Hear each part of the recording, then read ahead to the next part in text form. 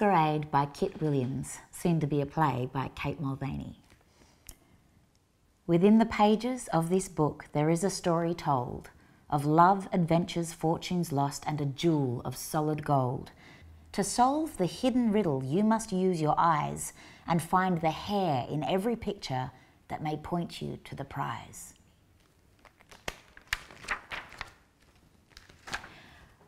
Once upon a perfect night, unclouded and still, there came the face of a pale and beautiful lady. The tresses of her hair reached out to make the constellations, and the dewy vapours of her gown fell soft upon the land. This lady, whom all mortals called the moon, danced a merry dance in the pathless sky, for she had fallen in love, and the object of her devotion was the sun. Although all happiness was in her dance, there was also a little sadness, for whenever the dance led her into the same part of the sky as the sun, she seemed to simply fade away. The sun, for his part, and contrary to his appearance, was always sad. The one thing he wished for most was a friend. But when people looked at him, they immediately screwed up their faces and turned away, which made the sun think that he must be terribly ugly. On this night, the lady of the pale complexion resolved to make herself known to the sun by sending him a token of her affection. To this end, she asked the man that plays the music to stop playing for a while. Then she plucked from the sea of clouds a most brilliant rose-coloured moonstone. Next, with a little gold taken from the dawn sky, she cunningly wrought a splendrous jewel that was the perfect mirror of her love. It had about it a beauty more permanent than the soft lip or a flashing eye, a beauty that is forever and mocks time. When the work was done and the stone was set, the pale and beautiful lady sent for her special messengers, the frog and the hare. The hare because he was as swift as the wind, and the frog for his wisdom as old as the hills. "Jack Hare," said she, "listen well. I entrust you with this amulet, and you have but one day to deliver it to my lord the sun. Take care, for the way of the little messenger is full of dangers, and yours especially so. Through earth and air and fire and water you must journey until you reach my lord the sun. When you have reached him, show him the jewel and say to him it will be his if he will only give me the answer to this riddle. 50 is my first, nothing is my second, 5 just makes my third, my fourth a vowel is reckoned. Now to find my name, fit my parts together. I die if I get cold, but never fear cold weather. Now be off, Jack, and be quick. And you, frog, you must follow Jack's fortune and help him when you can. Although his legs, like yours, are long, his brain is very small, and he may falter in his errand." Jack set off with a great bound and a purposeful expression, pretending he knew exactly where to go and how to get there. But it wasn't long before he was most terribly lost and just jogged along, muttering to himself, Jack do this, Jack do that. It's always old Jack Hare on the go from dusk to dawn. The harebell's always ringing, Jack be quick, and Jack in a box, and Jack be in the cellar. Well, Jack's as good as his mistress, and Jack bump! He was so caught up in his own little troubles that he hadn't noticed the penny pockets lady on the road, selling her fortunes. "Where's your penny, Long-Ears? A penny for your fortune." "Oh, I've no penny," said Jack. "No penny? No penny? Then why go bumping into people? Have you no manners?" "No, yes. I just want to know which way to the sun, please." If you've no penny, then you must answer this riddle. I have a little house. Its windows number plenty. It's full of flowers that no man picked, and you may have it when it's empty." Jack answered directly, as it was so simple, and licked his lips and whiskers. "Now, which way to the sun?" The lady took her hand from her pocket and pointed up. Jack looked up and was astonished to see far above him a tiny figure moving from cloud to cloud. Just then, the being swooped down to hover a few inches above his head. "Good morning, how did you do?" said Jack, remembering his manners but forgetting his grammar. "Hello, my name's Tara, Tara Treetops." Tara's from the Latin, you know, and that is my friend Craw. Isn't he handsome? "Handsome, handsome, handsome," shrieked Craw, and puffed himself out to show all of his beautiful feathers. Nasty bird, thought Jack, but didn't say so. "We were looking for lost dreams," said Tara. "They're all up there in the clouds, and when the clouds become too full, they fall down again. The nasty ones as hailstorms and thunder, and the nice as gentle rain with rainbows.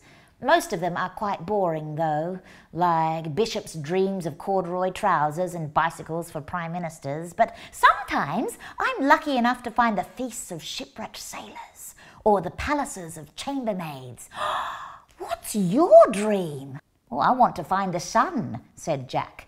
"Very well," said Tara, "but first you must hear my riddle. I have a little sister, and in the fields she's seen, dressed in yellow petticoats and a gown of green. She's not a bird and cannot sing, but she can fly without a wing. Now, jump with me and you may find the sun behind a cloud." The little hare jumped for all his worth, and up he went over the treetops, over the church steeple, and over the clouds. But the higher he got, the smaller the sun became. As the hare got close to where the sun ought to be, he thought he heard the most terrible hullabaloo. All the people of the earth had taken kettles and pans and sticks and pots and drums and guns and gongs and were making a fearful din, and this is the reason why. The Lady Moon, disregarding all advice given to her by the other celestial bodies, had disobeyed Newton's universal law of gravitation, and instead of continuing her dance in her prescribed orbit, had stayed behind to watch with anticipation the progress of the little hare. It was in thus doing that the unhappy moon was the instrument of her own undoing. To understand completely, you need to solve this simple riddle. I am the beginning of eternity, followed by half a circle, close on by half a square. Through my fourth, my fifth is seen, to be the first in every pair. My sixth begins my seventh, the end of time and space. Now put my parts together to see what's taken place. When the lady realized what she had done and saw the hare falling out of the sky and all the other animals running in terror for their lives, she opened her mouth and screamed. A horrible, silent, ghostly scream. The sort of scream that will turn the milk, sour the cream, blight a crop and lame a horse as it stands in its stall. All the horrors of the night came forth in this one dreadful scream.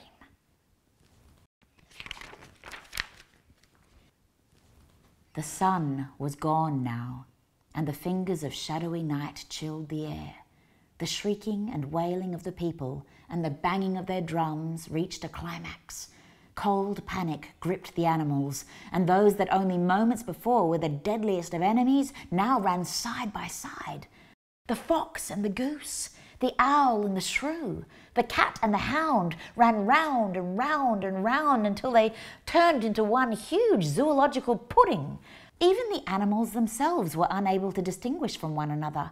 In fact, that's how the animals got their tails, but that's in another story. Jack's small brain was ill-equipped to deal with such a commotion, and it was as much as he could do to remember who he was. To save him from losing his wits entirely, he repeated to himself his own little riddle. A hopper of ditches, a cropper of corn, a little brown deer with leathery horn. This went on until, little by little, the sun returned, and the people, realizing that the demon of the night hadn't eaten their son after all, stopped the banging and shouting and went back to work. After carefully disentangling himself from all the other animals, Jack ran off to hide in a tree, just in case it should all happen again. Now that the eclipse had passed, Jack decided to continue his journey, but just then he heard the strains of a sad and sorrowful tune.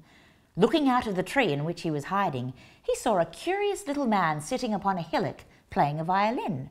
Jack jumped down.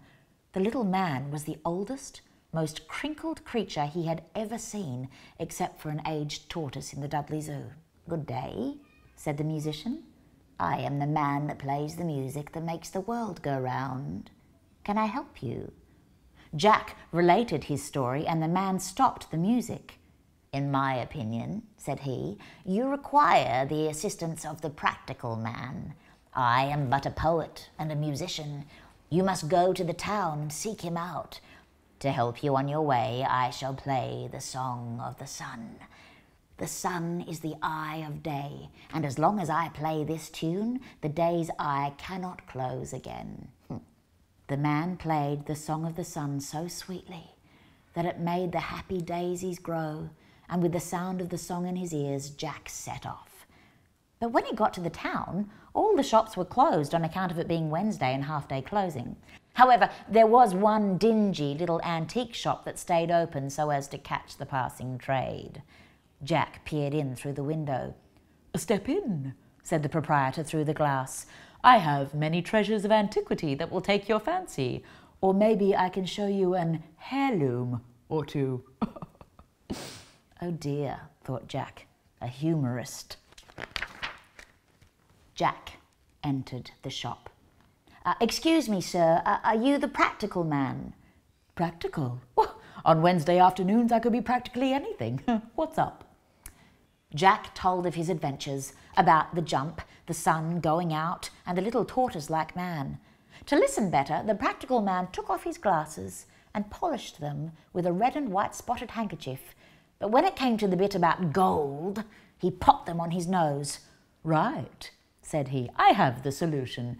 Fetch that eyeglass from the window whilst I collect the few other things that we'll need." Moments later, the practical man had collected everything in an old cane-back chair. Picking the whole lot up, he waddled out of the shop. "Come, let us take a stroll, then some tea, and maybe a little something to eat." Jack followed, and they went down the street, along the promenade, and down to the beach. The town was a well-known seaside resort. They walked along the sand until they came to a deserted spot where the man emptied the chair of its contents and flopped himself down in it. "This is just the spot for our experiment. Fetch driftwood and make a pile of it just here." Jack did as he was told. Taking the magnifying glass, the practical man held it over the pile, and a tiny sun appeared on one of the sticks, getting hotter and hotter until, with a pff, it burst into flame. "The sun's arrived," cried the practical man, pulling a toasting fork from inside his jacket. "Now, my little beauty, jump in." With the sting of the toasting fork in his rump, Jack jumped. At this point, Sir Isaac Newton himself enters the story. By now he is very old and grey, and some of his less good theories have been disproved by the clever men of today, but despite all, his universal law of gravitation still rules everywhere. Although the moon had disobeyed his laws and would therefore have to forfeit the harebell, it seemed unfair that the brave little hare should end up toasted by the practical man. Besides, although this may not be the happiest of stories, it is not a tragedy. When he saw Jack Hare jump towards the fire and the practical man brandishing the toasting fork, Sir Isaac grabbed the strings of gravitational force that bound Jack to his destiny and pulled. Jack was deflected mid-leap. He swerved sideways and fell splash into the water. This now completed the moon's curious instructions. He'd started in the earth, had gone up into the air with Tara treetops, had passed through the fire of the practical man, and now here he was in the water. Down and down he fell into the gloomy depths until he could hardly see a pore in front of his face. Then, through the murky waters, he saw a distant yellow light. This must surely be the sun, thought Jack. To find out what he really saw, answer this slippery riddle. My first begins first, and I am myself my second. My next is the end of ends, followed by the beginning of hope. Now put me on one line, and you will find my name. I live my whole life out of doors, but I never feel the rain.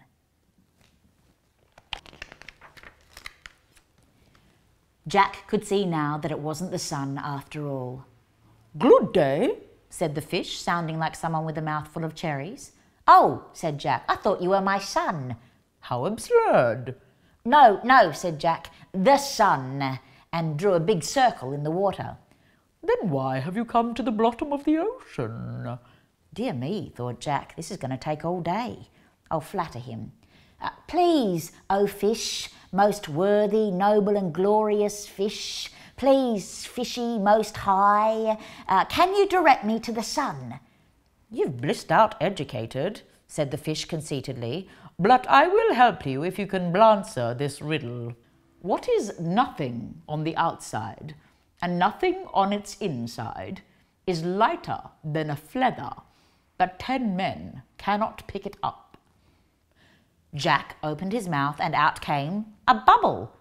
"Correct," said the fish. "Now follow the frog. He will show you where lives the spirit of water. She will tell you how to get to the sun." Jack followed the frog, and they swam until they came to a sparkling lake, where a charming young lady swam back and forth, measuring its length. "Next time she passes," said the frog, "ask her." Jack did, and this was her strange reply. "Stand at the water's edge a little before the sun sets in the west, and you will see a yellow carpet. If you can run its length before the sun has time to set, you will reach your destination. Good luck." Already, the golden light of late afternoon was colouring the sky, and Jack realised that his time was getting short. So, running as fast as his legs would carry him, he set off for the West Country. With not a minute to spare, he reached the shore, and there, spread out over the sea between him and the sun, was a bright yellow pathway. Without stopping, not even to take a breath, the hare leaped. Jack travelled so speedily and reached such a velocity that Sir Isaac Newton and his gravity were forced to let him go. He had now escaped the Earth's powerful attraction and was travelling end over end through space towards the sun. Sir Isaac looked out over the sea and said to himself, "All my life I seem to have been only like a boy playing on the seashore and diverting myself now and then, finding a smoother pebble or a prettier shell than ordinary, whilst the great ocean of truth lay all undiscovered before me." On reaching the sun, Jack was horrified to find that he no longer had the jewel. It was gone. "Well," said the sun with a loud commanding voice, "why have you come here?" Jack thought quickly, then said, "Great Lord Sun, I bring you a precious gift from a noble and gracious lady, and it would be yours if it were not the answer to this riddle. 50 is my first, nothing is my second, a snake will make my third, then 3 parts a cross is reckoned. Now to find my name, fit my parts together, I am all your past, and you fear me in cold weather." The sun set, and the day was over.